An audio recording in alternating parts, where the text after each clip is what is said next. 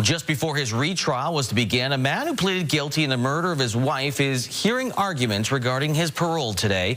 It comes more than 8 years following the night of her death. Donovan Maess has the details. For a second time in 6 years, Jason McKay, the man who's confessed to murdering his wife, Jenny Campbell McKay, her family, her friends, and a judge hearing arguments of what is a fit time behind bars before he is eligible for parole. Jenny was brutally killed in September 2017, stabbed more than 20 times by Jason, who was first convicted of second-degree murder in 2020, sentenced to life behind bars, and ineligible for parole for 17 years. Now, following a successful appeal, Jason pleaded guilty to the same charges last month, just days before his retrial was set to begin.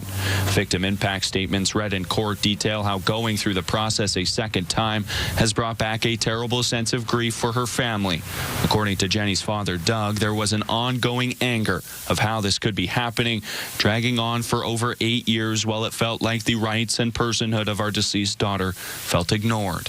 Her mother, Glenda, saying she has a new niece and 2 new nephews who only know Auntie Jenny through stories and our memories, not as she should have been and could have been known. In a rehashing of arguments of when Jason should be eligible for parole, the Crown is now arguing for 18 years. Prosecutor Adam Brecker saying the circumstances of Jenny's murder are indeed horrific, and we submit a call for a sentence in the upper end of the range in terms of the nature of brutality involved and the character of the violence. Defense lawyer Mark Nolan requesting 12 years, saying Jenny Campbell shouldn't be dead.